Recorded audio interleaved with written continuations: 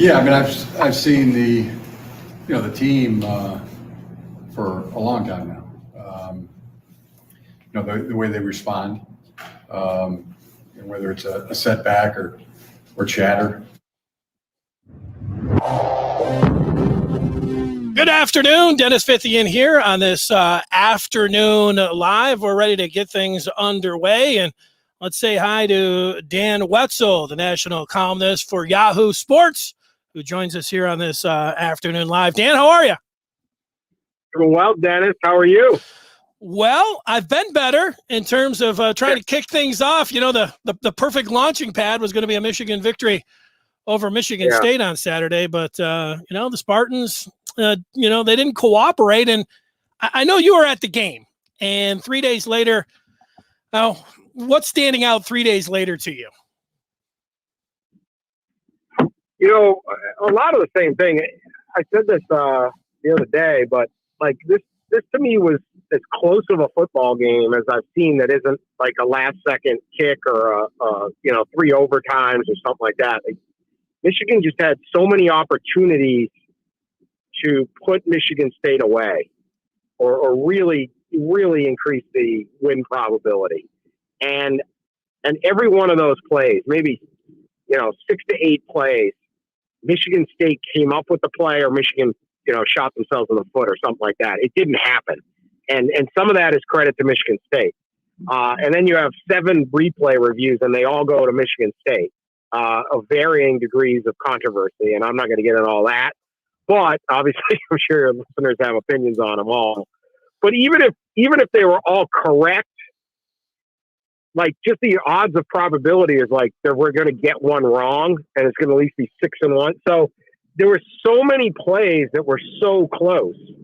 And it's just got to be I just can imagine the Michigan players and coaches watching the game on tape and going, how did we not win?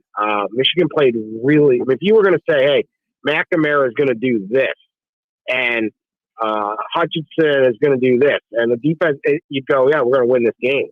And, it's just a mix of Michigan State making the plays, very, very close plays, and then, of course, Kenneth Walker III just being a game breaker and scoring 5 touchdowns, including a couple that no one else would be able to score. So, tough defeat for Michigan, but, man, the team is good. It's a good football team, and I hope they show that the final 4 games of the year. Yeah, that would be nice. The controversial calls, I mean, it's there. And what didn't help, I know you were at the game, it doesn't help when you've got Joel Klatt and Mike Pereira when they bring him in and Klatt's like, yeah, there's just not enough there. And Pereira's like, yeah, whatever the call is on the field, this is the way it's going to go. Oh, no, there it goes.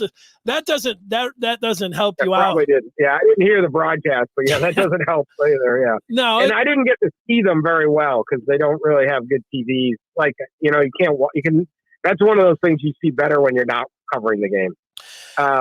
But I certainly thought the Hutchinson play obviously was a critical play, and the Hutchinson fumble recovery. I'm sorry. And I mean that one briefly looked really tough to overturn. And obviously you get 4 more points. Michigan State would get the ball at the end of the half, still with a chance to drive, but just felt like that was a turning point play.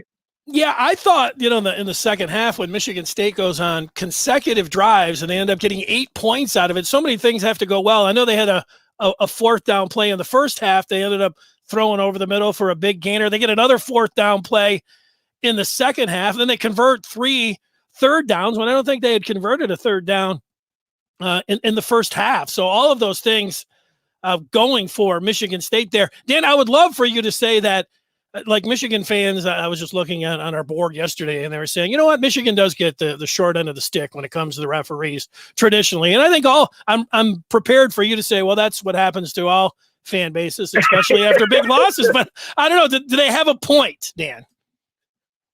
I don't know. I hear that from everybody. I know. I don't know. It is what it is. A lot of really, really close plays. I mean, let me put it this way. It wasn't, I don't know about this game, but it's not like it was like, oh my God, that guy was 2 feet out of bounds and they ruled it a catch. It's like these are close decisions, right? So that's just football. Again, it's more of like a law of averages. You just figure, man, one of these things you're going to lose the review, or you're going to win the review, and you just don't win any of them. So I don't think there's any cosmic thing out there trying to influence the refs against Michigan, and I don't think the refs are out there saying, "Boy, we really want Michigan State to win this game. Let's throw it." I think what you said. It's just every time something had to happen, it went Michigan State's way. They had like one path to victory, and Michigan had 15, and they just pulled the inside straight on it and got it done. And they got those calls, and they converted on all those plays. And then, Michigan has a 4th and 1 that they need to convert, and they get called for offsides? False start, yeah. Illegal false start, and then now we got a punt, and then they bobble the punt. I mean, trouble with the kick again. Good Lord. And then he runs for it. He looks like he's going to get it, and he doesn't. And it's like, it's like every little thing that happened. And it's a tough go it's a tough loss for Michigan. All I can say is that, like, these were last year was a matchup between two terrible teams. And this year was a matchup between two great teams. Michigan played really, really well. And if they play at that level and they get that kind of passing game to go with the run game, and they do that the rest of the way, I certainly don't see why they're not 10-1 walking into Ohio State game. Yeah, Dan, let me give you two really quick ones. And the last one will be your college football playoff top 4 or 6, which is going to be revealed tonight. But the other one, and if people don't know, Dan, in addition to writing national columns for Yahoo Sports, also does a very popular podcast if you like college football or chicken sandwiches. It's the College Football Inquirer. You guys do a great job there. Dan, playing 2 quarterbacks, we know with the transfer portal how you can be gone like that. It backfired. In the days after here, leading up, I know it was a dangerous a recipe for disaster, however you want to put it, but it puts too much pressure on the quarterbacks, on the offensive line, and you know what? Maybe on a freshman QB and a sophomore running back where they might not get the snap. It's just too much pressure. It's too much. It's really, really hard because McNamara runs well, right? It's the funny thing about bringing McCarthy into run when you have a quarterback that's not immobile, right? It's not like he's just standing there. It's obviously I think they get a little bit more with McCarthy, and then there is the part of, like, you kind of got to play both guys or they transfer. That's the way it works. If you look at Penn State and their season, it fell apart because they only have one quarterback. All they have is Sean Clifford. They have a very nice team in State College, but they got one QB. And when he gets injured, they're awful. I mean, they lost to Illinois because they could only play Clifford a little. They lost to Iowa once he got hurt, and so next season can completely fall apart if you only have one QB. So it's the modern way of playing. It's not just about this game. I don't know how much better McCarthy is at running than McNamara, but that was the decision to make. It was a tough spot to put a freshman. I kind of felt like when he fumbled that first time, just kind of running, you could almost see the moment was overwhelming him, and maybe that is where you take pause and don't put him back in. But you know what? If he scampers and makes a great play there, everyone applauds him for sticking with him. So games this close, it's just really, really hard. I can't find a whole. I'd be on here telling you that Steve thinks or Harbaugh's got to go, but that's a tough way to lose a game. It's just a close game. It's frustrating as it is. It is. I know you got Georgia number 1. How did you rank those other 3 or 4 or 5? I haven't really done it. I think the interesting part tonight will be if you're on the committee, and these rankings now are just dumb because it doesn't matter, right? No, it doesn't. Well, okay, Michigan State and Ohio State are going to play in a couple of weeks, and we'll find out. Oklahoma hasn't played anybody yet. The next 4 games are going to be against good opponents. So it matters if they put Cincy in the top 4. I think that would matter. It does matter. And where? So do you put Cincy 2? Because then it's really kind of hard to ever move them out. Yeah. Or do you put Cincy 3 or 4 where it's easier to knock them back? My guess, and this is a pragmatic, I'm not saying this is what it should be, my guess, if I was on the committee and I was trying to prepare for the future, I would put Georgia 1, Michigan State 2. And I would do that because Michigan State is either going to prove they belong at number 2 or they're going to get knocked out. And you're not going to get a lot of heat later, right? If Michigan State wins out, yeah, they're number 2, sure. But if they don't, it's fine. You knock them out. I would put Cincy either 3 or 4 and Alabama 3 or 4. And then let Oklahoma try to play its way in, let Ohio State try to play its way in, Oregon try to play its way in, and be in that kind of spot. But I don't know. That's my guess if I was trying to set myself up so I'm not getting absolutely ripped in 3 weeks. That's how I would set it up. Because if you put Cincinnati number 2 right now, and you're basically doing it on the strength of, well, they have a great victory in defeating Notre Dame by double digits on the road. How do you ever move them out if you later want to? And so I think you want to put your number 2 team to be one that'll either play its way, make you look smart, or make it just play its out and there's no controversy. So that's my predicted 4 would be tonight. Yeah, a lot of times that stuff doesn't make sense, but everything you said there does make sense. So that's good. You got to think of what these people are not doing is voting. They know what's coming. They shouldn't do this, right? This is all promotion. They should just put out one ranking at the end. And so what these guys are all nervous about is being called a hypocrite, or you change criteria, or you're biased. So when they're sitting in that room, they're looking ahead going, well, what the heck do we do? I don't want to get killed in 6 weeks. This thing is so dumb to do. It undermines the credibility of the committee, and the committee knows it. So they shouldn't even be doing it. For that or what do you do with Oklahoma? We'll make them play their way in. I wouldn't put them at number 2. No. Because you're going, really? That's good enough? How is that good enough? It isn't. But if they win all their games the rest of the way, yeah, Oklahoma's got a really nice case. So I would put people in that can either play their way out or play their way or prove themselves in. I think Michigan State's a perfect number 2. Not that I'm saying they're the second best team in the country, but if I was on that committee, that's how I would do it. I think they're a perfect number 2 too, after what happened on Saturday. Dan, appreciate your time. Really enjoy your work. You're the best.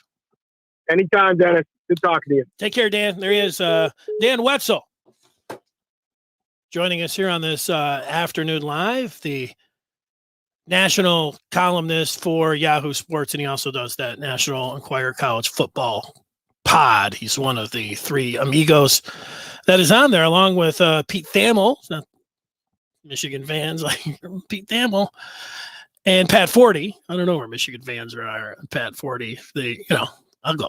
No, I'm just kidding. I like Pat Forty. There it is. All right. For me, welcome in here if you're watching, listening, however it's going.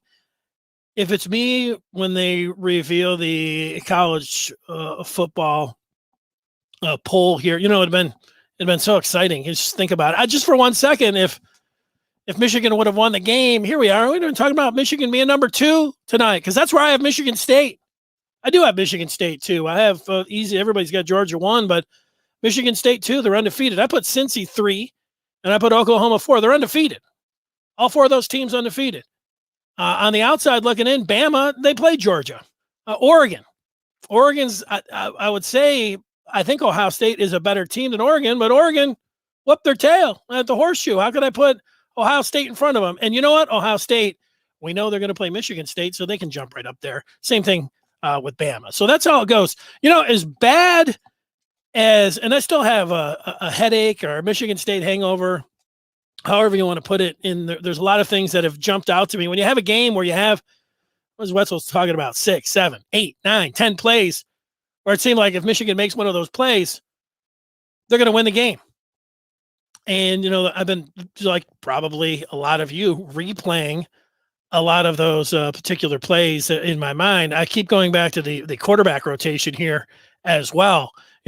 When it was 30-30, when Michigan was right down by the red zone, and they put in J.J. McCarthy for the first down, and that's when he went over there and fumbled it, and it went out of bounds.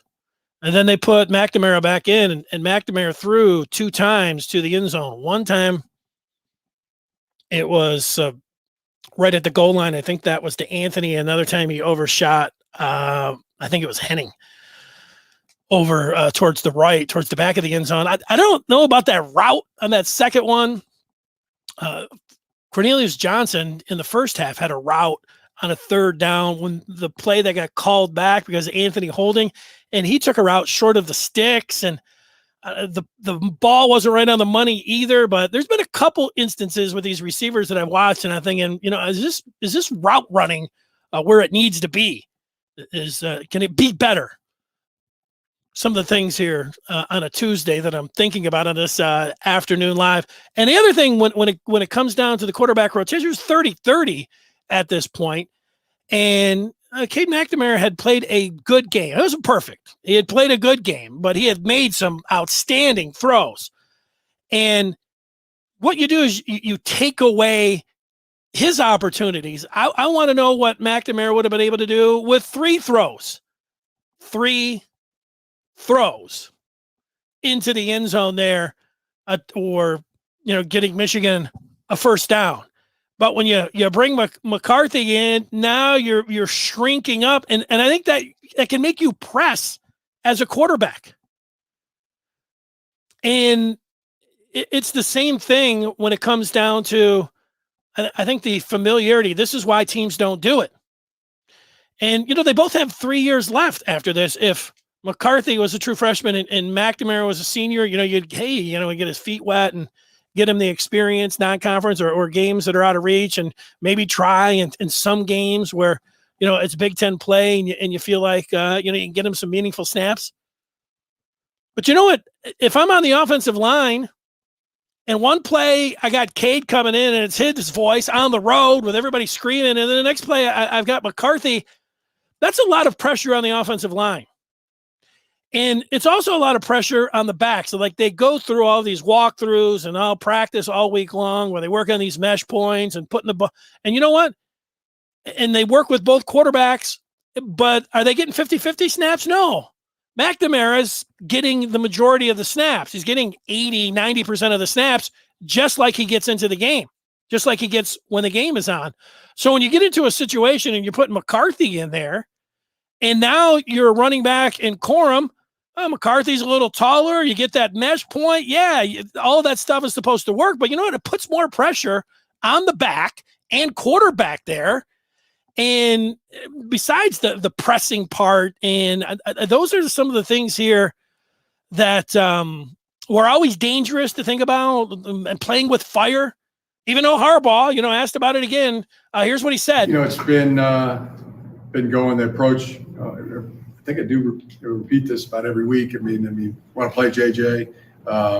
Really believe that he adds to our chances of winning, and I think he's ready. He competes. He plays extremely well. The 2 fumbles. One was he's got to put the ball away, run it to his left there, secure it. Then the next one was he was doing everything he was supposed to do.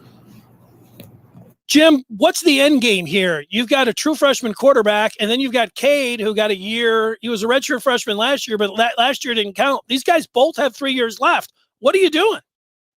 I mean, you're going to play these guys back and forth. You're going to play one in the first quarter, one in the second quarter, and see what happens in the second half. Lloyd Carr 2.0, Henson Brady. Well, we're going to let them compete. What's the snaps like during the week? You can't be giving them 50-50 snaps. You can't be having them compete during the week. You've got to have this plan, and then you're doing some things by feel.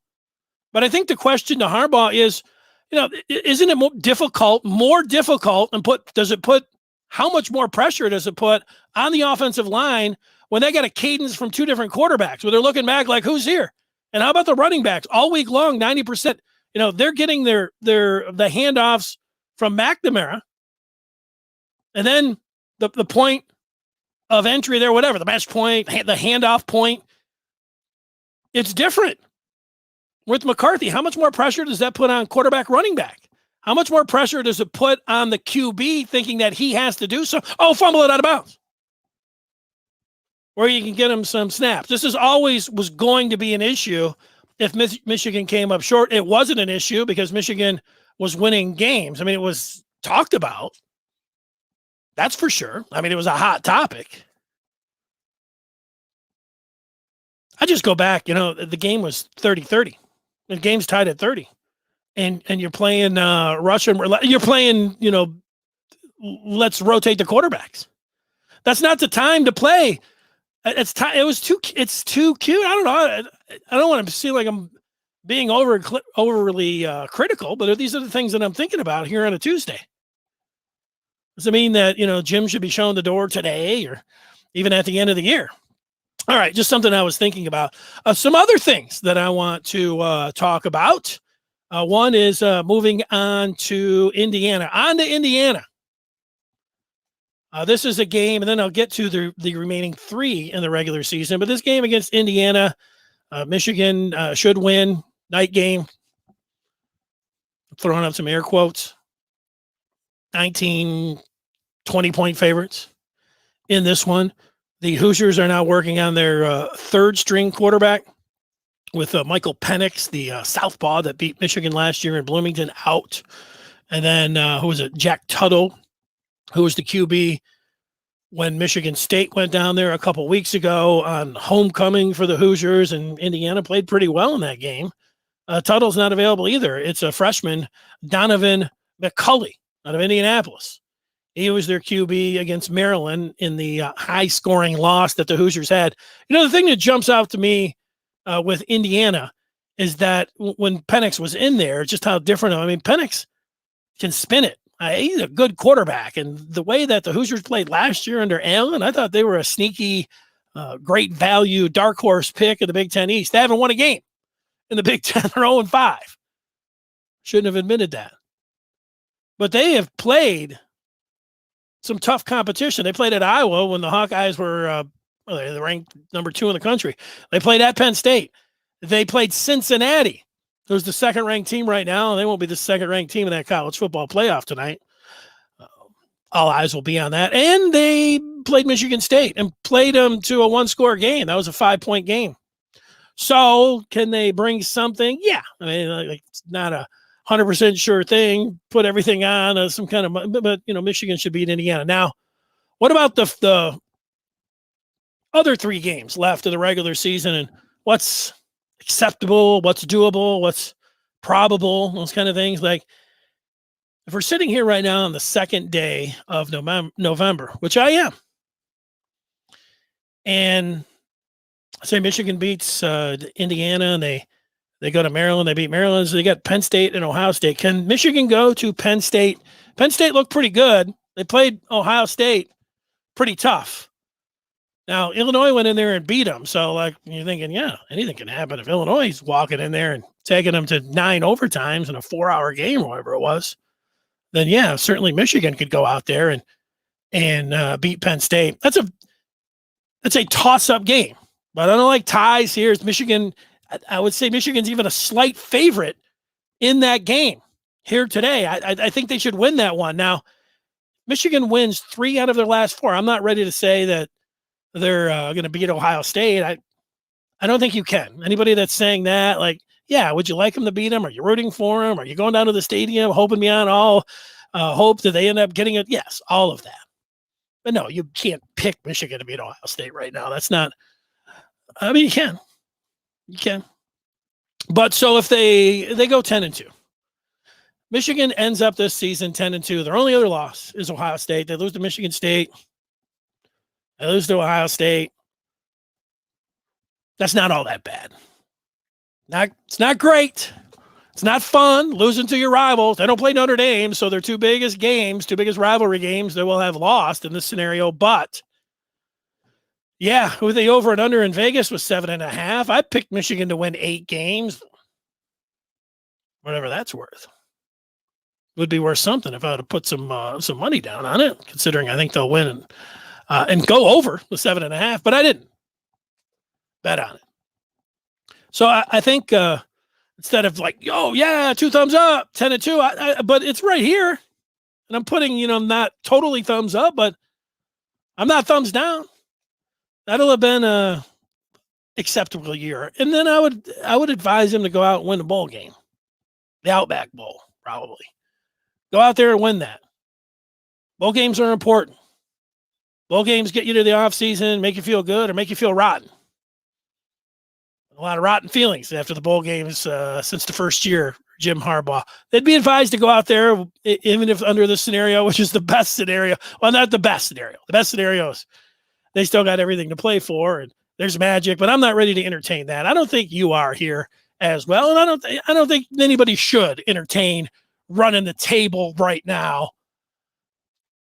Let's wait to see what they do in Happy Valley before we start saying it. Everybody can say anything they want, but I think that's when I'm waiting. That's my advice to everybody else. If you're talking about going through with Michigan State being the only loss, let's wait and see what happens there at State College. What is the 13th? Rapidly approaching as we're here in November. At the calendar there. 11-6 Indiana, 11-13 at Penn State, 11-20 Maryland, 11-27 OSU, 11-27. We're going to have Thanksgiving on the 25th, Black Friday, Michigan, Ohio State on the 27th. Looking it over, it looks like, do we get some Michigan basketball that day? No. We got hockey. Niagara. Red Wings playing the Sabres. I love that 4-day stretch, but that's for another time. So, and thanks to Wetzel, on to Indiana, 4 games left. That tackles all of the topics today. I do have the Michigan recruiting spotlight and the Memorabilia Minute, a teaser for tomorrow and Thursday's live show. Tomorrow, a special basketball guest talking Michigan basketball. For the first time here on this afternoon live. I'll have to bring out the basketball. And I'll do that. We'll talk some hoops tomorrow at 1 o'clock. And then Thursday, we will talk with recruiting director here, Brandon Justice. First time I'm going to have the opportunity to talk to Justice and see where he's at and see where Michigan's at with recruiting. Let's get to that Michigan spotlight. Let's hear a little bit from Harbaugh. Here's what he had to say about the Hoosiers. Who's your daddy yesterday? Good football team. They've always had a really good, strong running game. They throw the ball downfield effectively. They defensively, both linebackers extremely good. High volume of blitz and coordinated well in the special teams. Good all around football team. There you go. Michigan favored by 19.5 on Saturday, 7:30. I'm looking forward to being on like I am right now after that game. 10 minutes after the game, boom, lights on, let's go. Let's talk about what we saw out there, seeing if that bad taste is out of everybody's mouth with a victory over IU. You just saw Brandon there. I'm looking forward to on Thursday, our first conversation of many talking about some recruiting. Speaking of recruiting, I was, you can get on Rivals and you can watch and like I know there's a lot of people that have been Rivals members for all these years. Like, yeah, that's you can watch a lot of film. You can spend a lot of time there. By the way, if you're watching this and saying, hey, I want to be involved in all that. I want to see what Brandon Justice has to say every day about recruiting. I want to know what's going on with Michigan. I want the temperature of the Wolverines. You are able to do that right now with a special offer. You get a 30-day free trial, TMBR. See what all the buzz is about. Go to michigan.rivals.com. Promo code GOBLUE30. It's michigan.rivals.com. Promo code GOBLUE30. We look forward to seeing you on the message boards. And before I get to the recruiting spotlight and the Memorabilia Minute. Have I cleared out all the Harbaugh talk here? Oh, here he is. Boxing analogy about bouncing back against the Hoosiers. Here is Jim Harbaugh. My approach, very, very similar to a fighter getting knocked down. You get up, referee wipes your gloves, and you come back even more determined, with even more resolve to prepare, to work harder, to find a way, to finish, and to win. Wipe your gloves, get back in there, and start fighting. All right. The board, as I go to TMBR message board, it's Josh Henschke. He likes Dan Wetzel. Looking forward to the interview. All right. Good stuff there from Henschke. All right. The recruiting spotlight. Michigan has the 1 5-star Will Johnson, and they've 17 commitments. They're ranked 18 on the Rivals team rankings, and they got 2 DBs that are 4 stars and 1 wide receiver that's a 4-star. The DB, Miles Pollard, a defensive back out of Tennessee, and Cody Jones, a defensive back out of Tennessee as well. Tyler Morris is a wide receiver out of Illinois. I watched his tape last night, and I was surprised at just how good the tape looked. First of all, the quality of the tape. It's been a few years since I've seen some quality high school video, but jumping back in there and watching Morris, he looked like a combination of Roman Wilson and AJ Henning, but the tape is impressive. His quarterback is pretty good. I had to look him up because I thought, you know what, this guy looks Division I to me. Now, he didn't have any big time offers, but he looked like he had some MAC interest and some other interests. But man, this guy could really air it out. And the Morris is running free, and a lot of times he's right there and he's sticking the ball right in there. I wouldn't be surprised. Keep an eye on the guy from Nazareth Academy in Illinois as a quarterback. Underrated right now, but that was just like 5 minutes of watching the film. But the thing about Morris that I like, and this is one of Michigan's 3 4-stars, is that he can do it all. Like he was on a short kick return, took off, and defensive back had a pick 6. But then as a wide receiver, he took the top off the defense. He was down the sideline making an acrobatic catch and with a toe tap. He was over the middle and just splitting the seam, down the seam, lining up in the slot, lining up on the outside. I know this is what you expect in high school when you're talking about a big-time player. It's certainly a 4-star. You say, hey, you want to see the full deal there, and it's on display there. You can check that video out on Rivals. All right. One more thing is the Memorabilia Minute. And for that, I'm going to take a look right behind me here. I still do have the Halloween decorations up. Got to get those out and get them in the trash and give that pumpkin up here to one of my goats. But this picture right here, this is the Memorabilia Minute. And this is a newspaper back in the day. I think this goes back to a 1983 newspaper. Now, I should have this behind some kind of glossy, or should have it behind some glass there to preserve it. But this has been in the studio here for a while. And I love the picture. That is number 1 from the Michigan Panthers. And it was the year that they won the USFL championship. And it was 1983. It says it right there. And it's a preview of the Michigan Panthers and the USFL. And that wide receiver is none other than the greatest Michigan Wolverine of all time, Anthony Carter. Certainly my favorite football player of all time. AC sitting right back there in the Memorabilia Minute. Thanks to Dan Wetzel for joining us, special Michigan basketball guest tomorrow, former player, and Brandon Justice, printing director here for TMBR. Looking forward to talking with Brandon coming up on Thursday. Thanks for watching. You ever want me to hit on a topic? Be anything. Hit it on the review, send a message, any of those kind of things. Get to me. Go to Twitter. And my DMs are open. Have a great day.